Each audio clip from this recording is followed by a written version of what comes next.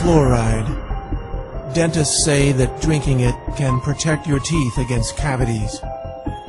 Cities and towns all across the world actually dump it into the water supply, hoping to indiscriminately medicate the population through their tap water faucets. The official story on fluoride sounds wonderful. Drink the stuff and you won't get cavities, we're told. It's a nice story. But there's another side to this story, a side you're never told.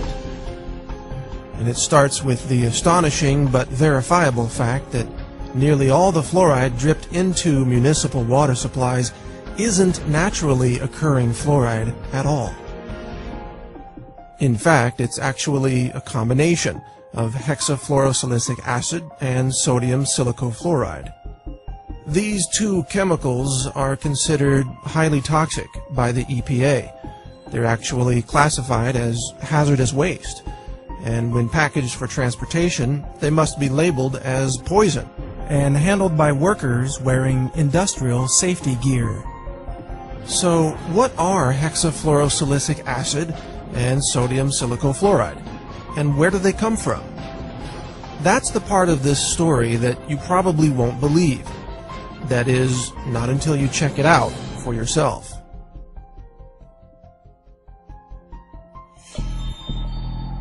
Because the more you look into the mythology of fluoride, the more bizarre this story becomes. And this bizarre story begins at phosphate mining companies. Phosphate is an important mineral used in fertilizers. It's mined from natural rock deposits scattered across the world, and the phosphate rock is then refined to produce phosphoric acid. If that name sounds familiar, that's because it's one of the main ingredients in carbonated sodas, such as Coke and Pepsi. Phosphoric acid is often compared to battery acid. It's a highly acidic liquid that is believed to be the primary reason why drinking sodas can result in kidney stones and a loss of bone mineral density. Phosphate rock is also used to create fertilizers. The problem is phosphate is often contaminated with high levels of fluoride, as much as 40,000 parts per million, or up to 4% of the raw ore. To remove the fluoride, sulfuric acid is added to a wet slurry of phosphate and water. This causes the fluoride to vaporize, creating highly toxic gaseous compounds such as hydrogen fluoride and silicon tetrafluoride. These toxic fluoride chemicals used to be released directly from the smokestacks of phosphate mining operations, but the nearby farms suffered devastating losses of cattle and food crops, which withered away and died due to, guess what? Fluoride poisoning. In order to stop this environmental destruction, the phosphate mining industry put in place a way to capture the toxic fluoride chemical vapors so that they wouldn't be released into the air and kill the surrounding livestock and vegetation. This was accomplished by installing wet scrubbers that captured the toxic fluoride chemicals, preventing them from being released into the environment and killing the plant and animal life living nearby.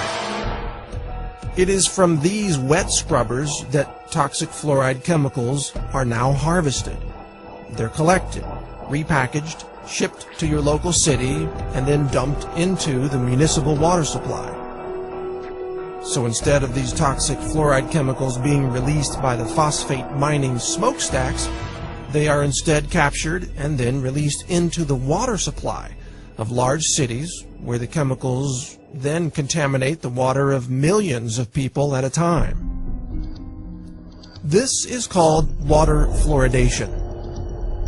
When dentists and doctors say they support fluoride in the water supply, what they're really saying is that they support the mass poisoning of the population with a highly toxic hazardous waste product that, if it weren't dripped into the water supply, it would have to be disposed of as a highly toxic hazardous waste under strict EPA regulations. Curiously, it is a violation of federal law to dump hexafluorosilicic acid or sodium silicofluoride into the water. Such an act, in fact, is considered an act of terrorism. Yet it is mysteriously allowed today as long as it is accompanied by a loosely justified claim that we're doing this to stop cavities. But setting aside for the moment the inconvenient truth that water fluoridation involves the illegal act of dumping hazardous waste into the water supply, there's another important question in all this. Do these toxic fluoride chemicals actually prevent cavities? Roughly 99% of the municipal water pumped through any given city never ends up in the mouths of the people. Most water is used for showering, washing dishes, washing clothes, watering yards, and filling pools. Almost none of the fluoride dripped into the water supply comes into contact with human teeth.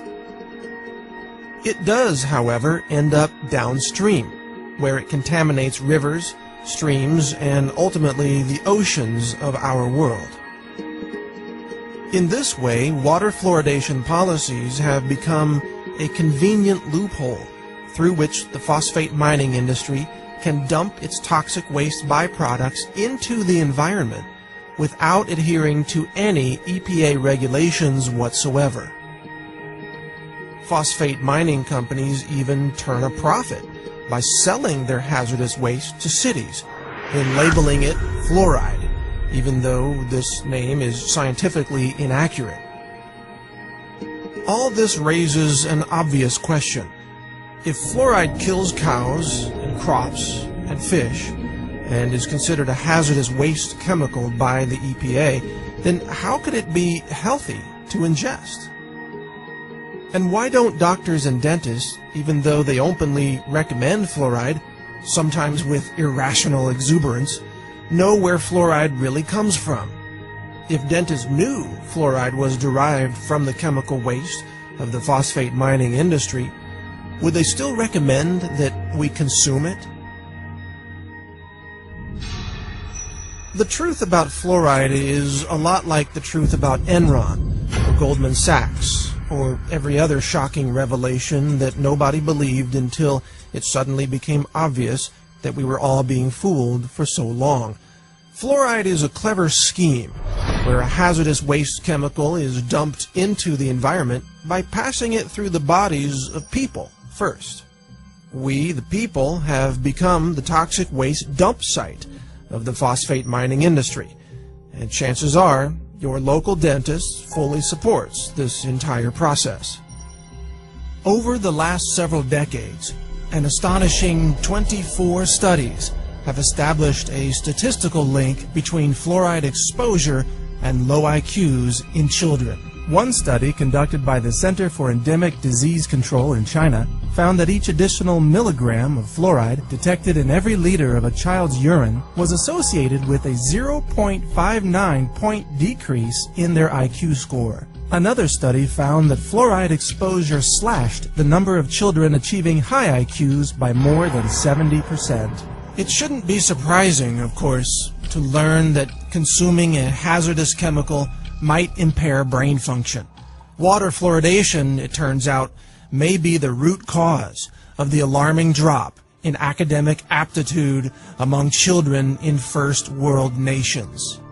Historically speaking, the mathematics that were taught to 8th graders in the 1950s are now college-level courses in 2011.